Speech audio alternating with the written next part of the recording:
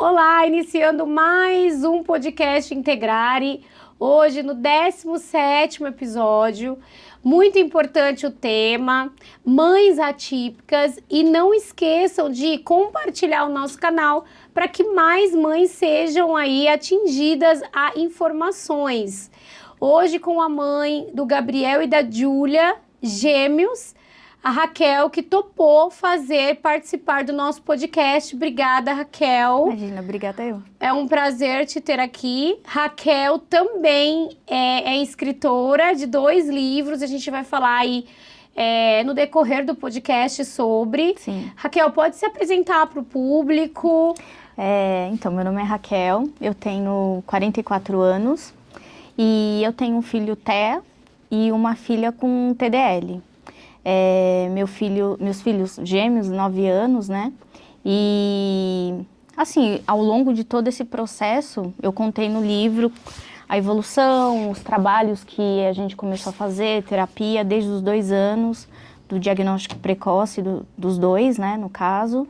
E a ideia do meu livro é fazer exatamente com que outras mães entendam a importância do diagnóstico precoce e a importância das terapias. Olha que legal. O próximo capítulo que eu vou participar do livro, do Dr. Tiago Castro, é exatamente sobre o diagnóstico precoce, a importância do diagnóstico precoce e o início das terapias precoces. Sim, exatamente. Que é um dos capítulos do seu livro. Isso. Vamos já mostrar, então, no início, né? Esse é um dos livros da Raquel, né? Então, Laços de Amor.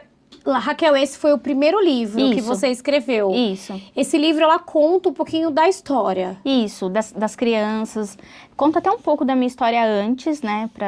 Antes de ser mãe, quem era a Raquel. Exatamente. As suas expectativas. Exatamente. O período do luto, da frustração. Ótimo. E do diagnóstico depois, do apoio, se teve, se não teve.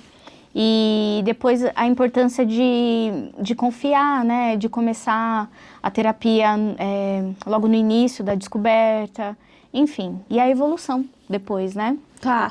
Raquel, e por que, né, que você, nesse primeiro livro a gente já mostra o segundo, que você foi coautora, mas o porquê que você quis escrever um livro?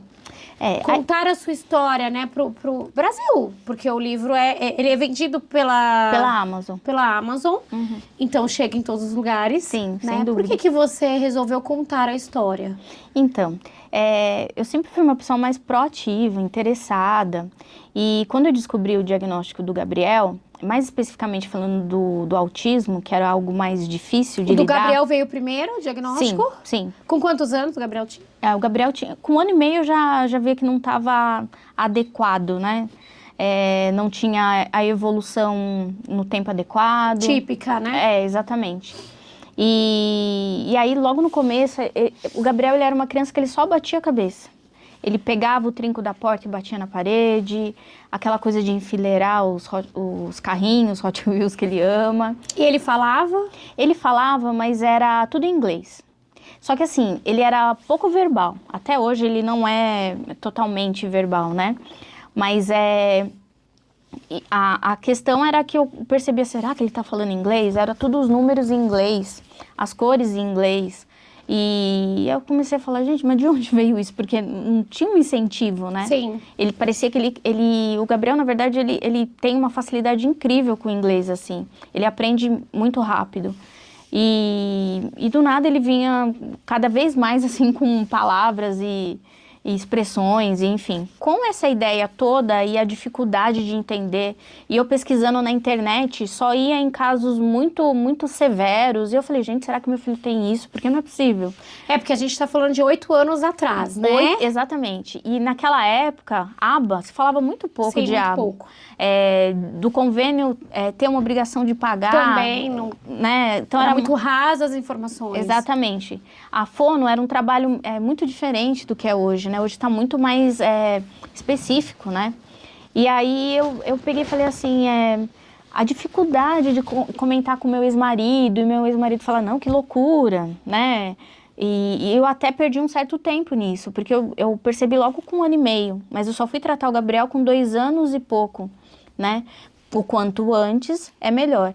Então a ideia do livro é exatamente isso, falar que dá certo começar um tratamento, quais os passos que a gente tem que tomar, né? A fase do luto, que é a fase que dói demais, né? Você saber que aquele seu filho ideal, né? Depois a gente entende todo o processo e sabe que não é bem assim, mas você pensa num filho que você fala assim, não, ele vai falar com, sei lá, 8 meses, sei lá, a gente começa... Porque é uma expectativa, né? Quando você fica grávida, você cria toda uma expectativa e parece que a gente já faz o cronograma da vida dessa criança. Exatamente. E isso muda a rota, né? Você tem que recalcular a rota. E você tem um luto exatamente por conta disso, das suas expectativas, né? Mas E aí a ideia é essa, falar que, olha, a evolução do meu filho é incrível, meu filho hoje em dia vai na escola, normalmente no começo eu não conseguia, não sentava, né? Era um suporte nível 3, né? O Gabriel, a gente fala que nunca um autista é igual ao outro, né? Mas o Gabriel oscila bem, tá com gripe, a gente agora já sabe o que tem que fazer, depois de tanta terapia, obviamente, que a gente já vai aprendendo, né? Mas é isso. Então, esse livro foi mais para encorajar outras mães. Exatamente. Né? Para mostrar, olha, dá certo, você vai passar por isso, né? E quem era a Raquel antes de ter a Júlia e o Gabriel? Então, a Raquel era uma professora casada, Professora, você é pedagoga. Eu sou bióloga. Ah, você é bióloga e você dava aula de ciências e biologia. E eu não tinha pretensão de ter filhos. Engraçado, mas eu sabia que eu podia ter gêmeos, porque na minha família tem muitos casos assim, né? E aí eu fiquei pensando, agora bateu um pouco de vontade quando falam uns quase 35 anos, né? Aí com 34 eu engravidei no susto. E não foi programado, não foi, né? E a Raquel era essa pessoa, assim, né? Eu acho que não tão forte como agora, né? Porque a vida ensina, né? E todo esse conteúdo que vem junto, né, com seu filho atípico, você amadurece muito, né, você aprende muito. E é isso, a Raquel, de repente, tinha 2 crianças e estava vivendo um mundo novo aí. E hoje, a Raquel de antes mudou muito para a Raquel de hoje? Mudou muito. Eu costumo falar que meu filho me ensinou muito, sabe? A minha filha também me ensina. Engraçado que meu filho tem toda aquela característica mesmo do TEA, mas meu filho, ele é uma criança muito doce, né? E onde ele vai, ele tem um carisma, sabe? E ao mesmo tempo que ele é forte nas decisões que ele, sabe, no jeito, no comportamento, ao mesmo tempo ele cativa as pessoas. Eu acho isso muito interessante, sabe? E eu tento me ver neles dois, né?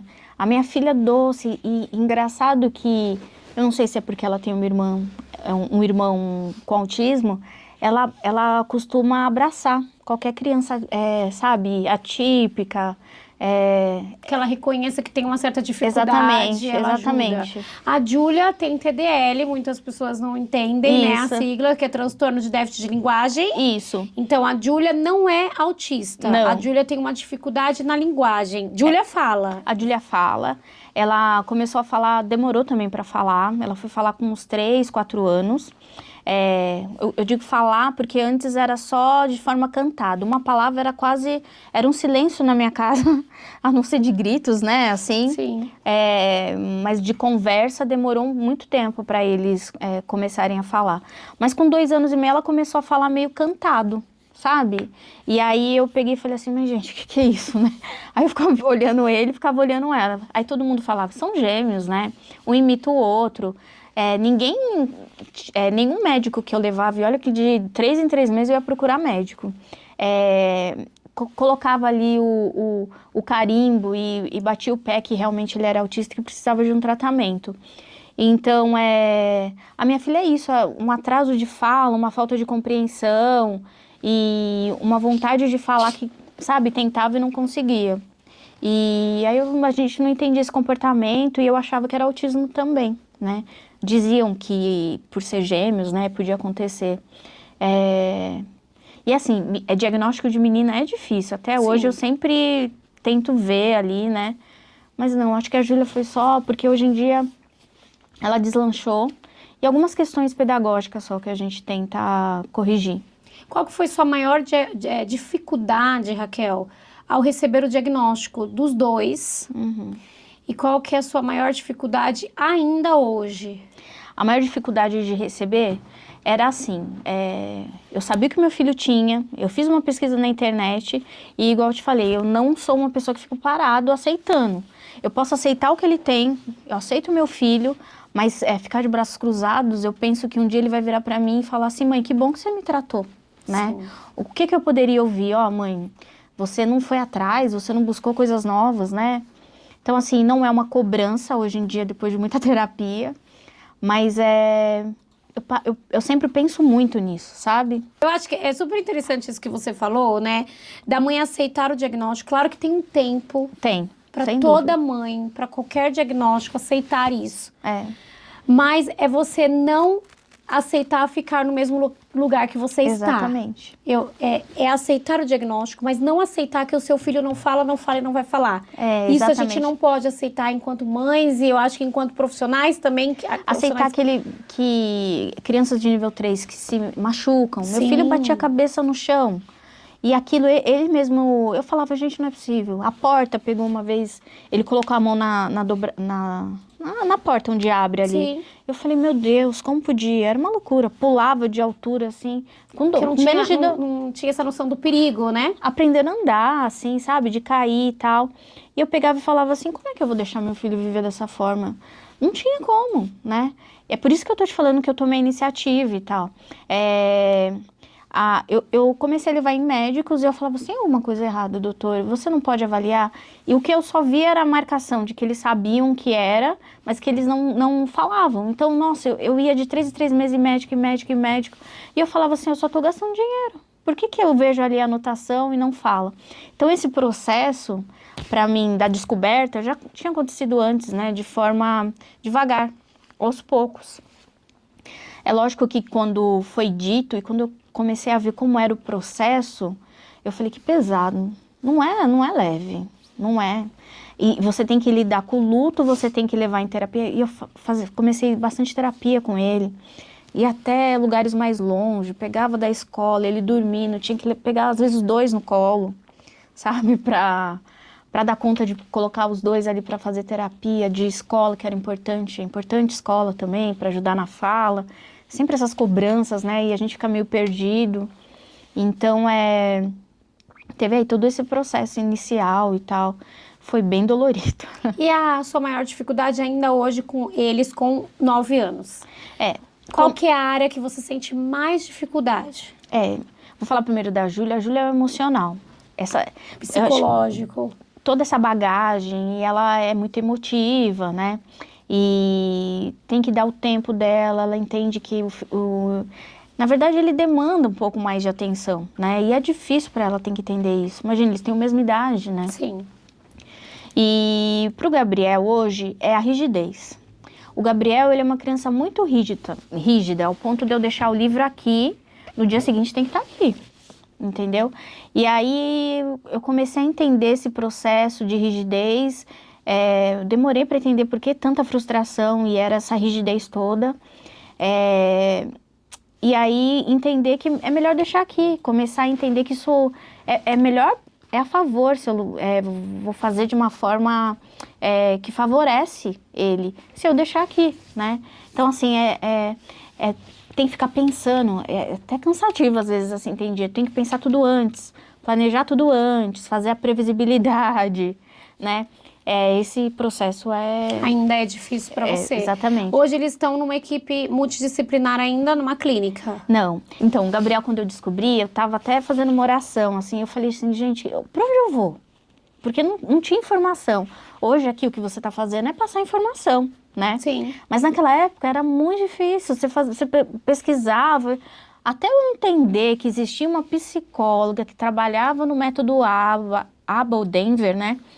Demorou muito, né? E aí eu tive uma indicação de uma mãe, de uma psicóloga, mas que ela não trabalhava em clínica, que ela ia em casa. E essa psicóloga, ABA, mudou assim, sabe? Da água pro vinho. Sensível. Uma pessoa que entendeu, respeitou até a entrar na minha casa, o dia a dia. E ela começou ali o tratamento. Inclusive, assim, foi muito difícil, assim, porque o Gabriel não sentava em cadeira. E ele mordia muito, né? E eu ficava vendo aquela cena dela colocando ele num cantinho para ver se ele sentava. E isso, como mãe, né? Você pensa, nossa, o que vai dar isso aí, né? E hoje em dia ela acompanha ele até hoje. Então ela vai na escola, ela tem mais essa liberdade com ele. Apesar dela ter uma clínica, a gente faz esse trabalho em casa, saídas sociais, na escola, onde ele passa 50% do dia quase, né? Mas ele não tem uma AT, ela vai pra... A AT, ele tem em casa no período da manhã, né? Tá. Que é da equipe dela. E na escola. A escola disponibiliza uma AT. Uma auxiliar lá pra Isso. ficar com ele. Onde a Camila vai também dar orientação. Legal.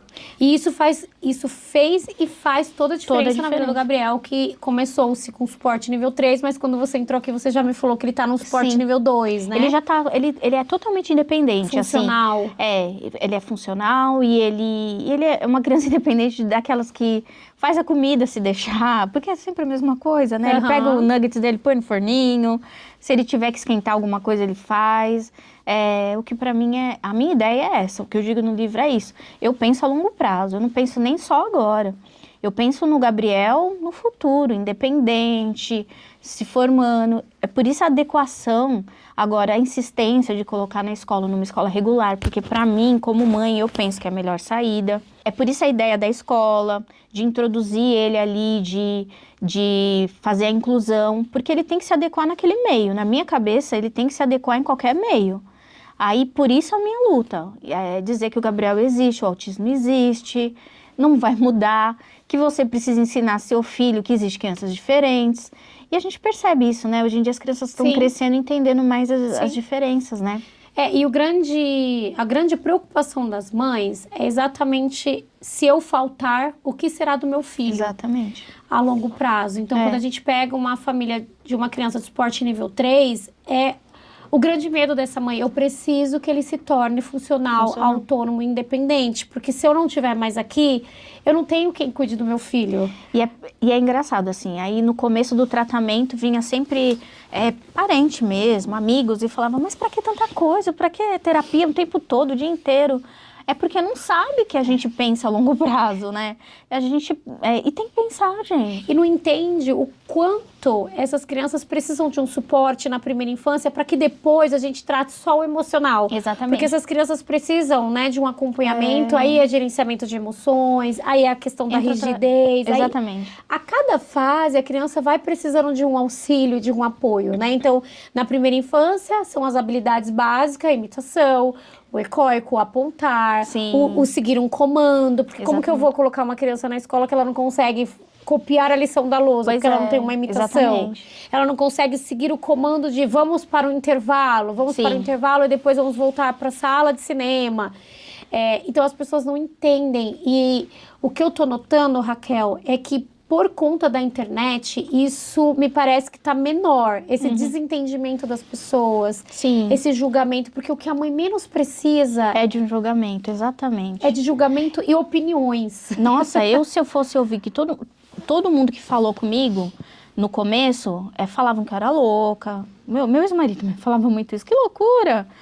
Mas não, gente. A gente tá ali lutando. E é agradável você sair com duas crianças procurando clínica? Sim. Né? Nenhuma mãe quer isso, né? Nenhuma mãe quer ver o filho segurando, contido. Meu filho foi contido várias vezes, né? Fazendo contenção, né? Mas hoje a gente vê que não precisa mais disso, né? Eu penso assim, sabe? Na escola eu costumo ser uma mãe bem presente, sabe? E e é uma escola grande que ele estuda, sabe? E eu ouvi da coordenadora na época falando assim, mas não é ideal colocar ele numa escola que tenha árvores? Eu falei assim, não, meu filho não vai ficar plantando o dia inteiro, sabe por quê? Porque para a vida dele, no futuro, não tem como ele ficar plantando árvore. Não é objetivo isso, né? Então, assim, eu bato pé, sabe, na escola. E porque aí a gente tira um pouco, né, Raquel, da capacidade deles. Não é? Porque as pessoas acabam Limitando. e eu sinto que as pessoas não acreditam o quanto eles são capazes de fazer aquilo que a gente também faz, Então. né? A gente pega diversos adultos com TEA hoje, e que na infância conseguiram, né? Viveram. É claro que, né, tem todo o suporte nível 3, ele não vai conseguir se ele não tiver um tratamento, uma mãe Isso. engajada. E o que me chama a atenção é 2 pontos, Raquel. Primeiro que você falou, e saindo um pouquinho da escola, mas a gente entra porque eu acho que é super importante a gente falar da exatamente. escola, é muito importante. Mas você falou assim, quando eu recebi o diagnóstico, eu estava fazendo uma oração. Você é uma pessoa cristã. Sim. Qual que é e qual foi a importância da sua espiritualidade nesse processo? Eu acho que foi discernimento. Acho que se não fosse Deus, eu te falo até que essa oração, eu ficava o tempo todo orando, passava a noite inteira orando. Mas eu acho que até a direção eu escrevo isso no livro, da melhor forma de pedir para Deus, foi Deus que me deu. Porque sabe quando você tá tão perdida, Sim. confusa mentalmente, eu não dormia, eu não comia. Você não consegue nem fazer uma oração, você não sabe mais nem o que você tá fazendo. Eu fazia falando. tudo no mecânico, era um monte, eles eram gêmeos. Um monte Sim. de roupa, um monte de mamadeira e um monte de coisa para fazer. Sabe, eu estava perdida. Se não fosse Deus para me dar uma direção, dentro da minha religião. E eu falo isso, se apegar a Deus, procurar uma religião, tem uma importância fundamental, sabe? Sim. Porque é um processo tão pesado, Sim. sabe? Para tentar deixar mais leve, né? Eu tô te perguntando isso porque eu tenho lido bastante artigos sobre a importância da espiritualidade, independente da religião, em mães atípicas, em famílias atípicas. Uhum. E a gente pega diversas pesquisas já que mostram a diferença da mãe que segue uma religião, que acredita em Deus, que acredita em algo, para aquelas mães que acabaram desacreditando. Porque no processo do luto, a gente tem até no processo, né, uma fase de você começar a questionar Deus. Sim. Por que comigo? Por que com meu filho, né? E eu desacredito que exista um Deus. E as mães acabam, muitas famílias se afastando Sim. da igreja, de Deus, dessa fé. E aí a gente pega pessoas e famílias com um sofrimento muito maior quando não tem essa fé. E a fé te ajudou. Eu contestava muito, muito a Deus, assim. Eu falava assim, Deus, pra que até hoje, na verdade, Deus, você me deu gêmeos que depende de mim e eu preciso de ajuda nisso, né? Mas então, a importância de virar pra Deus, assim, e falar assim, Deus, mas como assim você me dá um filho, eu sou cristã, e um filho que não tem temor a ti? Mas como assim, sabe? Eu falava muito isso pra Deus. E a ideia é que tinha que ser, né? Deus me entregou o Gabriel, ele é perfeito. E aí eu comecei a entender de separar o autismo do Gabriel. Sim. O Gabriel, ele tem as qualidades dele, embora ele tenha o autismo, enfim, e me aproximou dele, sabe? E ir pra igreja é muito difícil. É um lugar muito amplo, é muito barulho. E muitos estímulos, né? Sensoriais, auditivos. É muito tempo. E o Gabriel busca até qualquer esforço. Depois da escola, depois da igreja, ele busca sempre regulação em casa, que até eu vou falar sobre isso, até acho importante, né? Mas ele senta lá na igreja e me imita, né? Eu acho isso muito bonito. Mas é difícil ir com ele na igreja, porque é um esforço muito grande. Mas eu consigo ali introduzir aos pouquinhos, né? E a sua igreja é inclusiva? Inclusiva. Isso é muito importante. Eu descobri na minha igreja, que é a IBMA, mães que apoiam.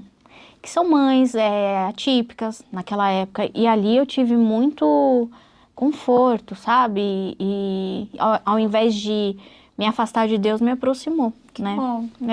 Te fortaleceu. Me fortaleceu. Levar ele era muito tranquilo, sabe? Tinha uma equipe ali, né? Enquanto ele era menorzinho, né? Que dependia um pouco mais. E é isso. Eu acho que ter igrejas, né, em ambientes inclusivos fazem também toda a diferença para a mãe. É isso, esse acolhimento, esse suporte. A mãe precisa para que também ela não abandone a religião dela. Sim. Por mais que a gente questione Deus, a gente precisa desse apoio, desse local que a gente frequenta. Porque se você não tiver um apoio, se a igreja não estiver disposta a abaixar o volume um pouco do Sim. som, de colocar aquelas gaiolas para bateria, De deixar a criança, às vezes, que precisa correr e pular. e correr e pular, né? E sem as pessoas estarem julgando, isso faz toda a diferença. Eu achei Exatamente. importante quando você falou sobre essa oração, porque eu pego muitas famílias desacreditadas. Isso é muito triste, porque a gente sabe que para a mãe vai ser muito mais difícil a aceitação e esse processo também de adoecimento, porque a mãe acaba adoecendo Sim. muitas vezes. Aí você busca apoio, refúgio, E não tem. e não tem.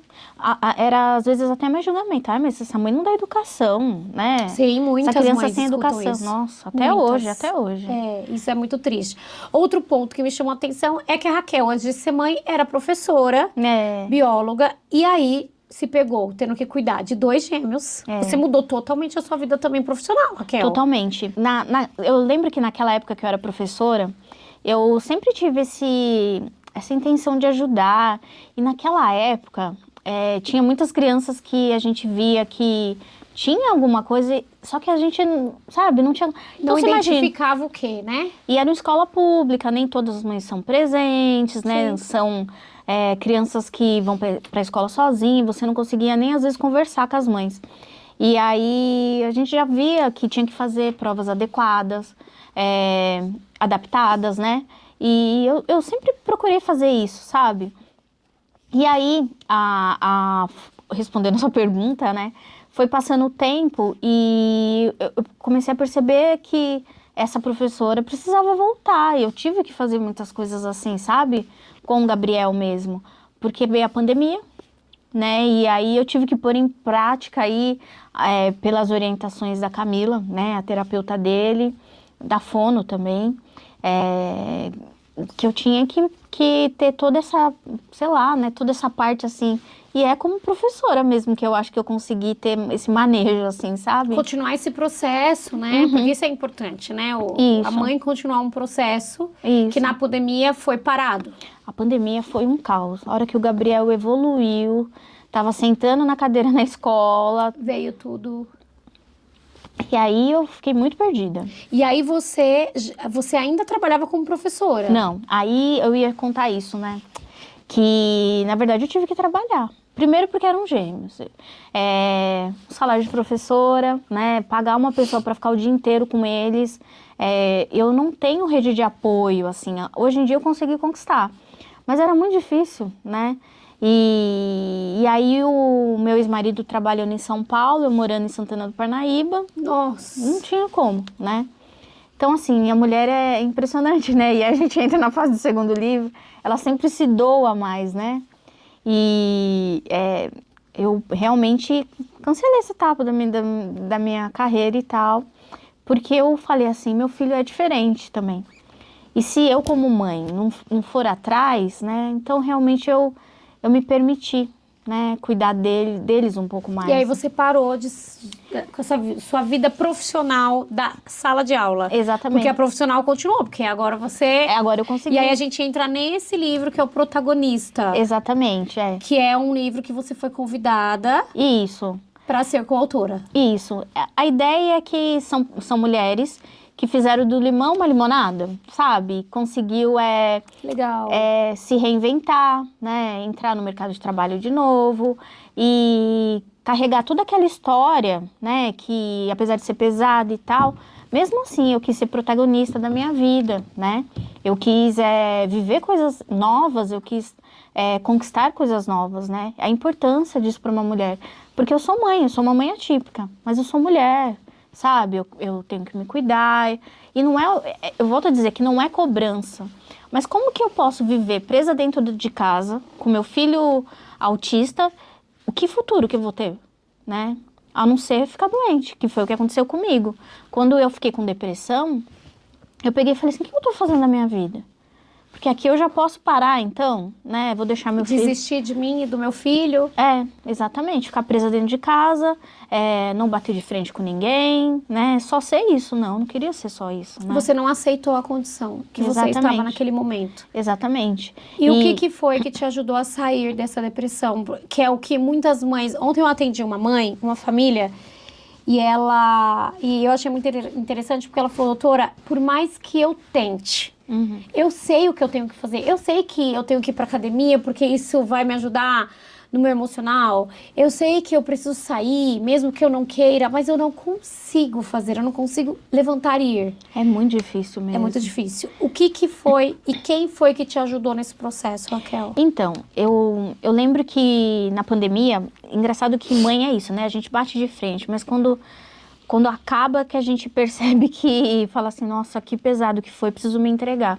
E eu me entreguei mesmo, sabe? Quando eu vi, eu tava depressiva em cima de uma cama. E eu peguei e falei assim, fiquei de um jeito assim, foi tão difícil. E eu pensei assim, poxa, eu tenho duas saídas, né? Ou eu me valorizo, sabe? Vou procurar me organizar, ir para uma academia, estudar. E eu caí nesse mundo do TEA, comecei a estudar muito sobre o TEA também. Ou eu fico como eu tô. Todo mundo vindo aqui, mandando eu reagir, todo mundo me dando um conselho. E o que me incomodava era depender das pessoas demais, sabe? De depender daquela... Ai, Raquel, o que você precisa? Isso, eu falei assim, eu não preciso disso, sabe? Um olhar de dó e de pena. Exatamente foi isso, sabe? Reagir. É um processo muito dolorido também. Eu precisei de ajuda de medicamento, eu precisei de ajuda de psicóloga, eu precisei de entender a importância de fazer exercício para ter um tempo para mim, sabe? Foi quando eu percebi assim, eu falei assim, não, eu quero mais, sabe? Eu preciso até por eles, eu vou ter quanto tempo de vida? E realmente, sabe, eu fiquei tão condicionada ali que eu engordei, eu mal conseguia mais respirar direito, eu vivia aquela vida só. E um dia que, quando eu resolvi me cuidar, eu percebi quão doente eu tava, que eu cheguei a convulsionar na academia por conta do esforço, sabe? Eu não dormia. Cortisol lá em cima, Exatamente, estresse. exatamente. E depois que eu comecei a fazer o exercício, que eu convulsionei, eu descobri que eu tava com esclerose múltipla. Nossa! E precoce, eu descobri, né? Então, assim, foi até bom eu convulsionar, porque eu consegui ver e me tratar. Eu hoje sei que a minha esclerose múltipla ainda ela não tem a função dela ainda, né? Ela ainda não... ela tá aí, mas ela não tá ativa. Não se manifestou. Mas a qualquer momento pode ou não. Eu acredito que não, né? Eu prefiro acreditar que exatamente. Mas olha só o que me impulsionou. Eu vou pra onde, né? E olha o que te levou, né? Uma depressão, olha o que te levou. Exatamente. Então, é aquilo, ou eu me cuido, ou não tem mais a Raquel. Ou eu começo a declinar de uma forma que quando a gente acorda, é isso, você ganhou 20 quilos. Exatamente. Você ganhou 30 quilos. Diversas doenças. Exatamente. Biológicas, físicas. E agora para voltar? É mais difícil. Essa entrega não... É isso que eu pensava. Eu falava assim, essa entrega vai favorecer no quê? Um quê para a vida dos meus filhos, entendeu? E eu faço sempre muito por eles, sabe? Eu me cobro, eu faço por mim. Agora, sabe, tentei fazer cirurgia, eu faço tudo por mim. Mas eu não posso esquecer, entendeu? Que eles são meus filhos e eles dependem de mim, né? Então... Eles dependem, mas eles também precisam te ver bem. Exatamente. Por isso que... Essa reação depende de mim, porque... Exato, sim. Eles precisam de uma mãe... A gente precisa se cuidar. Exatamente. E é muito importante quando você fala, eu precisei de apoio psicológico, psiquiátrico. Isso. Porque muitas mães estão passando por isso e muitas mães eu sei que estão assistindo a gente nessa situação. E você aceitar que naquele momento você precisa de ajuda, naquele momento, é a sua saída. E que depois você não vai mais precisar talvez de um remédio, porque você vai treinar, porque você vai entender toda a situação, porque você vai ressignificar suas dores. E que talvez esse remédio é tirado, mas muitas mães eu sinto, né, o receio e o medo de iniciar uma medicação, porque meu filho precisa de mim, mas naquele momento é necessário. É o próprio preconceito também. É o nosso próprio preconceito, né? Ah, mas eu não tenho nada, imagina. Meu filho tá super bem. Não. Quem precisa de mim é meu filho. Ou até aquelas mães na negação, que dura assim um período. Essa é a importância de falar, não tá. Imagina, eu vou ficar 5 anos negando o que tá evidente, né? Então, assim, nega tudo, né? No seu tratamento, se cuidar, o tratamento do filho, Não pode, gente, não pode. E essa é a ideia, ajudar as mães, sabe? A estender a mão, sabe? Porque eu me sentia perdida, desinformada, não sabia onde buscar. Sem rede de apoio. Sem rede de apoio. Eu falava, gente, parece um mundo à parte. Eu não achava nada, nenhuma informação. Sabe, a não ser uma reportagem lá do Fantástico. E eu falava, mas meu filho não é assim. Não chegou ali, mas peraí, tem uns comportamentos parecidos. Então, assim, não tinha como eu ter uma ideia, sabe, do todo. Então, por isso que eu penso, sabe, precisa estender a mão mesmo, mães precisam apoiar outras mães atípicas, trazer informação mesmo, falar assim, não, olha, você precisa seguir, entender que aquela mãe vai ficar chateada com você, como já aconteceu, de eu conversar com algumas mães e as mães ficarem chateadas comigo, mas a gente vai com jeitinho, com carinho, sabe, quem mais pode fazer isso, por elas isso? A não ser quem já passou por isso. Quem entende, quem sente na pele, né? Exatamente. Não romantizar. Assim como uma gravidez, né? A gente romantiza muito o parto, a gravidez. Sim, idealiza, né? Idealiza e parece ser tudo muito bonito, mas só quem passa o processo do pós sabe o que é você realmente ter um filho, né? E se apoiar hoje, eu acho que é essencial. Mães apoiando mães. Exatamente. Profissionais apoiando famílias. Sim. A gente tem um olhar muito forte para as famílias, porque o ambiente adoece a criança. Não, e eu acho assim, as pessoas que estão de fora, vê o todo. Então você não acompanha só, por exemplo, a história do Gabriel, você acompanha outras histórias. Então você consegue ver com outros olhos, né? Olha, pode fazer aqui, aquela mãe tentou aqui. E é difícil demais, porque tem mãe que não quer ouvir nada, né? Não quer tentar nada. Então, assim, mas colocar ali a cara mesmo, falar assim, olha, eu posso te ajudar, entendeu? Deixa eu te ajudar, né? E eu lembro que demorou para eu receber ajuda, assim. Mas até eu saber que eu poderia entrar no processo, por exemplo, para ter as terapias garantidas no meu filho, questões da escola, aprender o que exigir da escola, né? É um processo longo, se informar, sabe? É muita coisa. Por isso que eu acho que essa mãe precisa de ajuda, entendeu? Sim. E escola, Raquel? Escola. Como que foi o processo, né, de 2 crianças na escola? Você foi atrás de saber dos seus direitos e deveres, ou você foi aprendendo conforme você foi tendo dificuldades na escola? Porque a inclusão ainda é muito difícil, né? Às vezes você consegue da escola, mas não consegue dos pais, não consegue dos amigos, não consegue da professora. Do Estado. E aí vai, né? Mas a verdade é que eu fui aprendendo com o tempo e cada negativa que eu tinha me fazia entender que estava errado. Porque eu, como professora, entendo que inclusão é fundamental, né? Para qualquer criança é fundamental. Você imagina uma criança que é neurotípica, né? Que precisa de um suporte. Que é neurotípica e atípica, então, sabe? Então, na escola, quando eu percebi que os direitos do meu filho, eu procurei a diretora e meu irmão costuma falar que eu dou carteirada.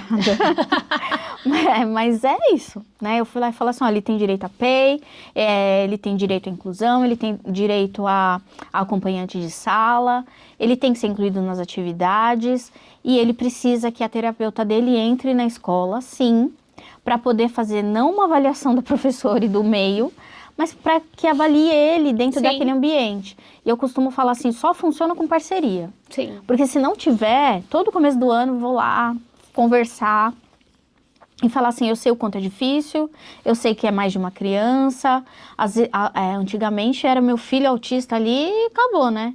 Hoje em dia, não. Na sala a gente São tem 3, 4, assim. 2, igual é o caso dele.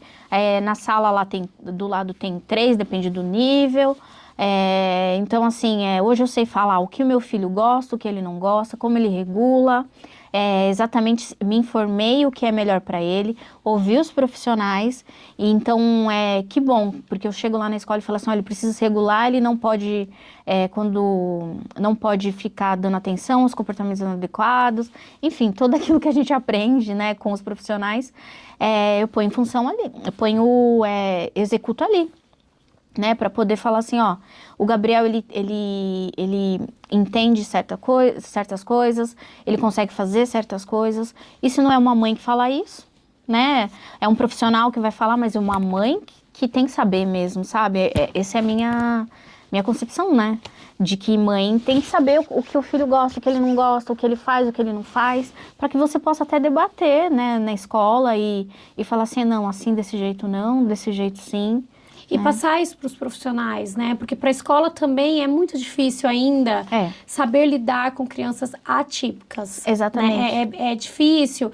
E aí quando a gente pega os professores de escola, principalmente pública, que é o que você citou, é um salário muito pequeno para você investir num curso que pra gente, mas é R$400. Uhum. Mas para eles é muita coisa. Né? Porque não tem só o autismo. E não consegue tratar, de repente, essa pessoa. É muito difícil, né?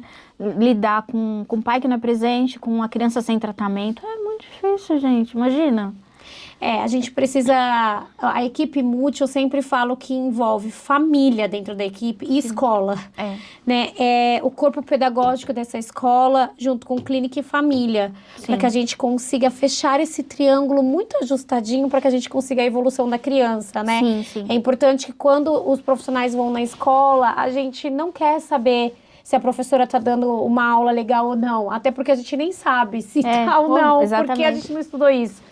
Eu sou psicóloga da primeira formação, especialista em desenvolvimento infantil e autismo, então quando eu vou fazer uma observação na escola, eu sei sobre habilidades social do meu paciente. Exatamente. E saber se ele está sendo incluído de forma adequada para que a gente oriente essa escola, para que ele tenha uma vida mais com qualidade nesse momento do pedagógico, da socialização da escola. É isso. Mas muitas escolas ainda fecham as portas, né, Raquel? E que bom que seus filhos estão numa escola inclusiva. Sim. Ou que está tentando ser. Não, ela é inclusiva, mas mesmo assim, eu tenho que ir lá e falar das questões do Gabriel, né? Sim. Porque é o Gabriel, né? Então, mas assim, eu sei que uma escola lida com os outros pais. Às vezes o Gabriel, ele tá frustrado e já aconteceu dele responder batendo, né? Mas como pode? O menino, sei lá, de 8 anos bater... Ele não sabe se comunicar da forma efetiva. Ele não tem ainda totalmente a comunicação e acontece. Então eu já chego lá e aviso antes, olha, o Gabriel é forte, né? A maioria dos autistas são, né? Ele não vê aí a força que ele tem e se provocarem, ele vai reagir. Então assim, hoje os alunos estão desde o pré, não são todos, né? Porque vão mudando. Um pouco. Mas é incrível como eles, sabe, cuidam do Gabriel. Era isso que eu ia te perguntar, né? Assim, a visão das outras famílias com o Gabriel. Sim. Porque a gente fala muito de inclusão da escola dos profissionais, mas a gente esquece um pouco de falar das famílias que precisam também ensinar os filhos a incluírem, né? Exatamente. Porque se a gente é uma mãe... com medo, com preconceito, que não consegue passar isso pro seu filho, fica difícil o coleguinha da sala conseguir incluir esse amigo. O que eu sinto passando em diversas escolas é que os alunos abraçam muito essas crianças. Então. E que bom, eu fico muito feliz quando eu vejo isso. Mas quando é uma criança de suporte nível 3, que a gente coloca como uma criança agressiva por falta da comunicação funcional, porque ele não sabe falar, eu quero esse livro. Ele vai lá e ele vai tomar esse livro, exatamente. né? Quando a gente fala de um suporte nível 3, que uma criança pode vir ser agressiva, as mães ficam com receio. Óbvio, eu sou mãe de uma criança com 5 anos, eu não quero que minha filha apanhe. Exatamente. Nem de um autista e nem de uma criança típica. E aí gera um receio. Você sente esse receio lá ou não, nesse ambiente que ele tá? Não mais, mas no começo sim. No começo era uma luta bem grande. Mas como pode uma criança que grita em sala de aula enquanto o filho dela tá dando um show de inclusão lá, sabe? Não, Gabi, senta aqui, eu escuto muito isso. Gabi. Na saída, tchau, Gabi. Ontem teve um show, chama Mac School, que era em inglês e tal, e o Gabriel não quis participar, só quem participou foi minha filha. É um trabalho da escola, né? Um projeto. E aí eu tava vendo, assim, impressionado o carinho dos amigos de chamar assim, vem Gabi, vem participar aqui com a gente, né? Ele não quis, e eu respeito. Ele já entendeu, como outras vezes, que ele tem que participar, mas ele não estava legal, né? Ele estava meio gripado. Ali, colocou o fonezinho, do começo ao fim, prestou atenção, levantava para ver. Ele estava presente da mesma forma. Mas olha a importância da inclusão. De chamar ele, de querer introduzir ele nas atividades. E eu vejo isso, sabe? Que as crianças que estão nessa geração agora estão crescendo inclusiva. E se não é, por quê? Porque tem crianças diferentes em sala de aula, né? Hoje tem muitas, né? Exclusão gera o quê, né? Deixar ali meu filho numa escola que não é regular, uma escola adaptada, vai fazer o que com ele? Vai fazer o que com essas outras crianças, né? Será que elas vão entender no futuro, quando crescer, que existe crianças com TEA, como é o dia a dia? Sim. Escolas regulares, com salas especializadas, né, é importante. Tanto que a gente está levantando aí essa bandeira agora por conta dessa lei que estão tentando derrubar, né, de salas aí especializadas. Isso é uma regressão muito grande para nossa legislação, para nossas crianças, para as nossas escolas, inclusive derrubando auxiliar de sala, TES. É péssimo isso pra gente. Porque existem crianças que sim, que a gente precisa começar a incluir, mas até a gente conseguir incluir para que ela fique numa sala regular, ela precisa ir para uma sala especializada primeiro, pra gente adaptar essa criança, pra gente começar a incluir ela. É isso que muitas pessoas não entendem. Eu acho que é por isso a importância de mães e pais, de crianças autistas e, enfim, com outras deficiências, e, enfim, sei lá. Neurodivergência, né? Exatamente. E procurar se manifestar. Sim. Não ficar preso em casa. Sim. Sabe, a gente precisa falar. A gente precisa falar. Pra ter conscientização, entendeu? Sim. O quanto que isso pro seu filho é importante, uma auxiliar de classe. O quanto... eu falo assim, a gente salva vidas todos os dias, Raquel. Por quê? Porque eu pego crianças de suporte nível 3 que não falam, que não conseguem se comunicar, que se bate, que se morde, que não consegue se regular. E eu vejo, depois de 2 anos, com o auxílio das terapias, uma criança começar, pelo menos, com uma comunicação aumentativa alternativa. Pelo menos ela conseguir apontar o que ela quer. Pois é. Se eu não faço esse trabalho, como que vai ser essa criança que eu pego com 4 anos sem falar, ela sem terapia com 10, 12? O que o governo espera dessa pessoa? Como que a gente vai inserir ela no mercado de trabalho? E eles não têm todo esse conteúdo. Por isso que eu falo, é a gente que tem que falar. Então a gente precisa gritar o quanto e o porquê que essas crianças precisam de salas especializadas, precisam de auxiliar de classe. Sim. Precisam. Não são todas, não são. E nenhum profissional vai querer que a criança tenha se a criança não precisa. Se a gente precisa, a gente vai orientar a mãe, a família, o governo, a escola que precisa e é necessário naquele momento. É engraçado que no começo, quando eu falava de acompanhante... Aí falava assim, mas ele vai no banheiro sozinho? Eu escutava tanto isso. Eu falava, dava até preguiça pra explicar o porquê que tinha que ter um acompanhante. Pra ele aprender a ler e escrever, pra ele saber ali que ele tem que ficar sentado naquele momento. Ai, gente, é uma luta nas mínimas coisas, sabe? Em detalhes, né? E são nesses detalhes que a gente precisa gritar. E que eu tô vendo movimentos na internet que eu ainda preciso ter um tempo para gravar sobre isso, porque eu acho um absurdo tentar derrubar uma lei que salva vidas todos os dias de criança.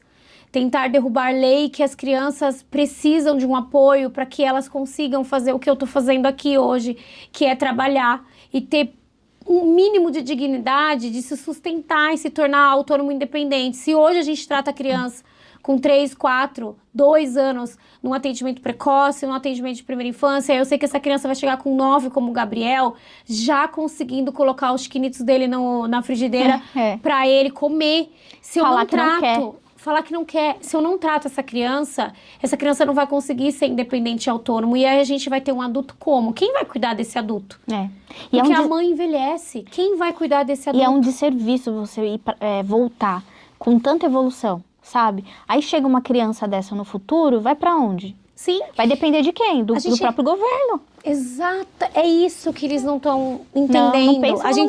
Existe um Estatuto da Criança e do Adolescente, onde eles têm direito à educação e saúde.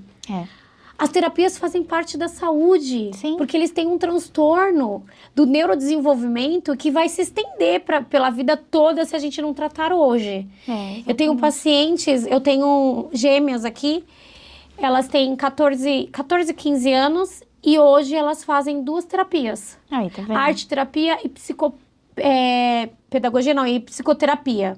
E psicopedagogia também. Pra gente trabalhar a memória, a atenção, porque uma tem TDAH e a outra tem TEA. Hoje essas meninas, elas são totalmente independentes e autônomas, elas não precisam de AT na escola, mas porque elas começaram um tratamento muito antes. Sim. Então, é isso que as pessoas precisam entender. O porquê que a gente precisa desse apoio hoje, para que amanhã a gente não precise mais desse apoio, para que amanhã a gente crie, né, e consiga criar habilidades para que essa pessoa vá para o mercado de trabalho, seja autônomo, não dependa do LOAS do governo a vida toda, porque a gente precisa entender isso, né? Mas as terapias são necessárias, as salas especializadas são necessárias, as auxiliares de classe são necessárias, as ATs são muito importantes e os professores começarem a se especializar em transtorno do neurodesenvolvimento é muito importante, porque eles vão ajudar a gente a salvar vidas com diagnóstico. A escola precisa incentivar esse professor a estudar. E você pensa, 30 alunos numa sala de aula. Aí uma professora tem que dar conta de um aluno especial, não tem cabimento não colocar um acompanhante ali com aquela criança. Exatamente, porque aí a professora não tem nem tempo dela observar essa criança. Exatamente. Se ela consegue dar aula e, sei lá, adaptar uma lição para essa criança, que produtivo. Exatamente.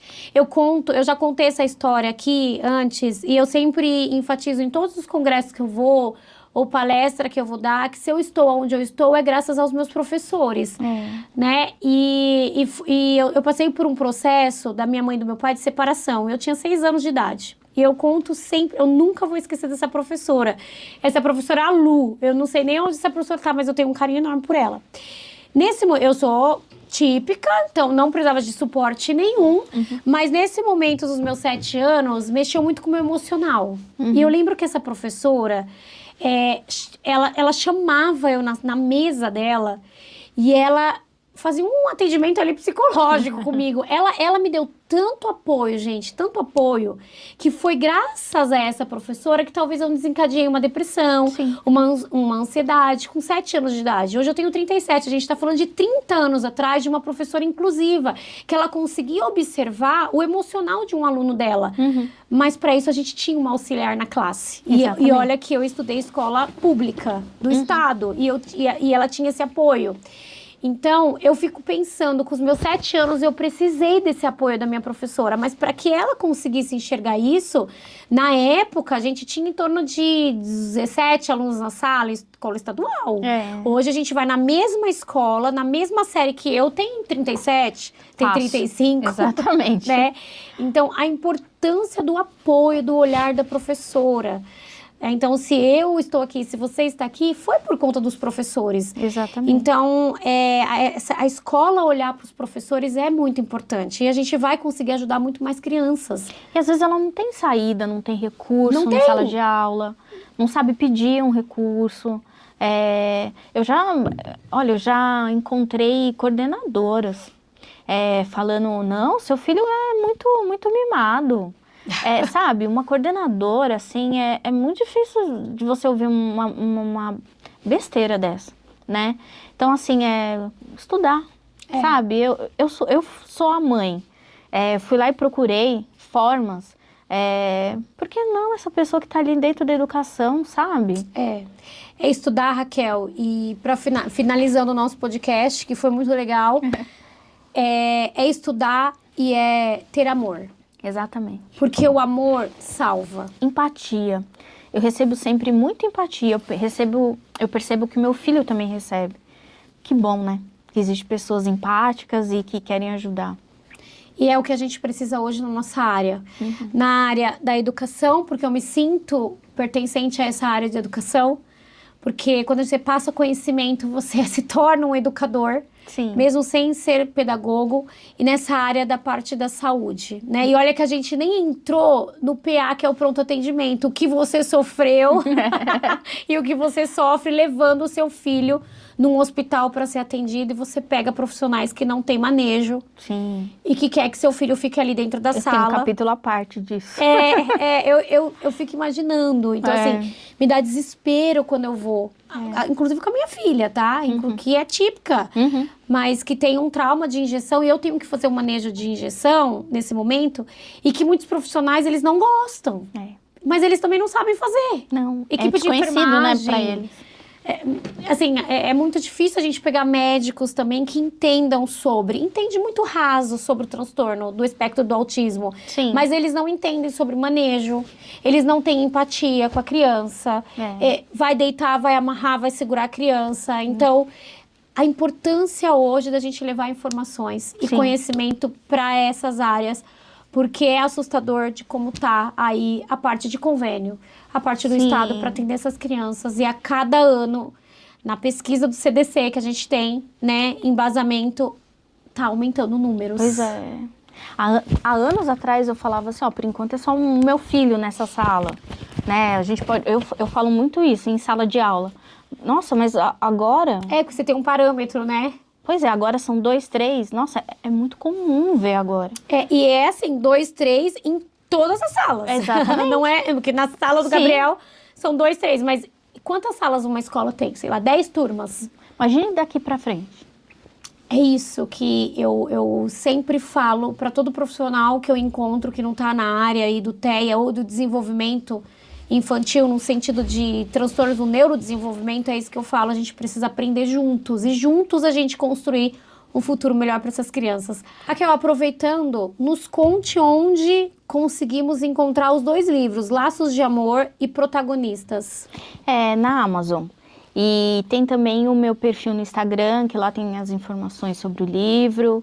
Aí siga também, compartilhe. Qual que é o seu Instagram, para deixar para o pessoal? É o nome do livro, Laços de Amor, TEA e TDL. Ah, que legal. Então tá. Então a gente vai mostrar aqui para vocês, Laços de Amor, TEA e TDL. Vocês encontram lá a página da Raquel, para que tanto vocês adquiram o livro ou vocês conversem um pouquinho com a Raquel. Sem dúvida. Que a Raquel tem a página aí direcionada a esse apoio de mães que tanto precisam. Obrigada, Raquel. Obrigada. Bom, gente, estamos finalizando mais um podcast muito especial aqui com a Raquel. Siga e compartilha esse conteúdo que está riquíssimo para diversas mães que hoje estão sofrendo o que a Raquel sofreu e sofre até hoje com os gêmeos. Grande beijo. Tchau. Fica mais 5 segundos agora conversando.